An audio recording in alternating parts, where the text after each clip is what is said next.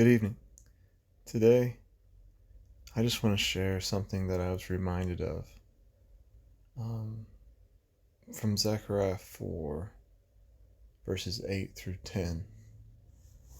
And it's kind of hard to get the context, but I just want to focus on verse 10, but I'm going to bring, it together. Moreover, the word of the Lord came unto me, saying, The hands of Zerubbabel have laid the foundation of this house.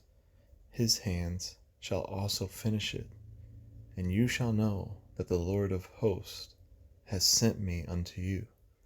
For who has despised the day of small things? For they shall rejoice, and shall see the plummet in the hand of Zerubbabel with those 7. They are the eyes of the Lord, which run to and fro through the whole earth.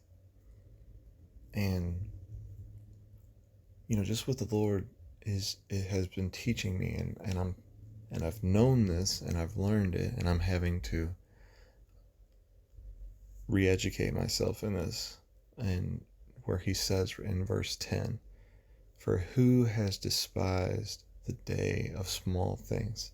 Another version will say, For who has despised small beginnings? And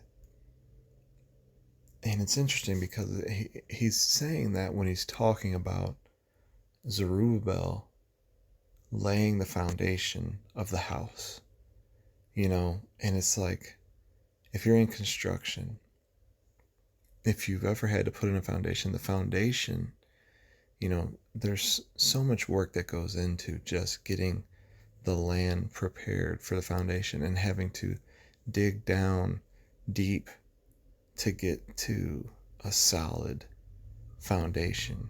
You want to get down to the rock, or get down to you're not going to have your foundation that's always moving and settling because you've put it on soft ground. But what's interesting is that the foundation is like the most important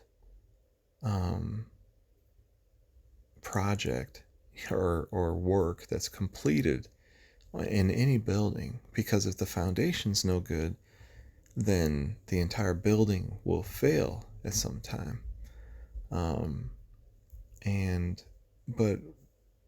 the amount of time that goes into the foundation, it takes a lot of time, but it seems like nothing's getting done. It's like you can't see what it's gonna be. You can't tell what the building's going to be just based on the foundation. It's like, it's boring, It's not very exciting pouring the foundation, It's like, you can't really get a vision for what it's going to be until you get to see the house starting to get framed, and then the exterior plywood goes on, and the roof is decked, and then the roof goes on, and then the windows go in, and then you get the siding on, but it just takes time. And then, but the small, that foundation, which is the most important thing, it ends up getting covered to where you don't even get to see it, and it's just something the Lord was teaching me, like, we gotta not despise the day of small things. You know what I mean? We shouldn't let anything seem like too small for us, or too little. We should enjoy doing even the little things, even the things that go unnoticed to people. People don't even realize what you're doing, and even if you're like in ministry and there's only 5 people coming to your church, like, good, that's fine. That's all you need. Even Jesus only took 12 apostles, right?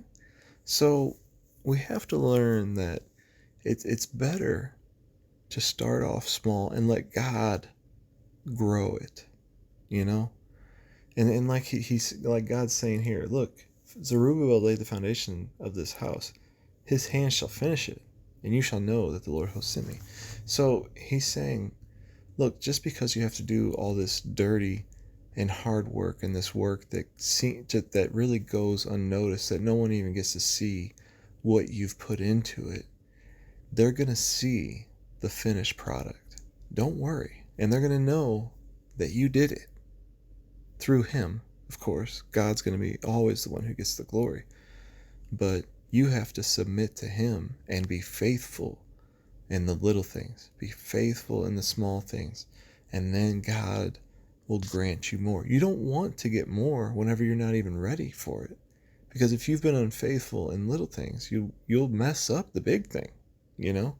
If you can't handle the small things and be grateful with the small things that God's given you, you won't be faithful or grateful for the big things that you think you desire God to give you so that you can have joy and happiness.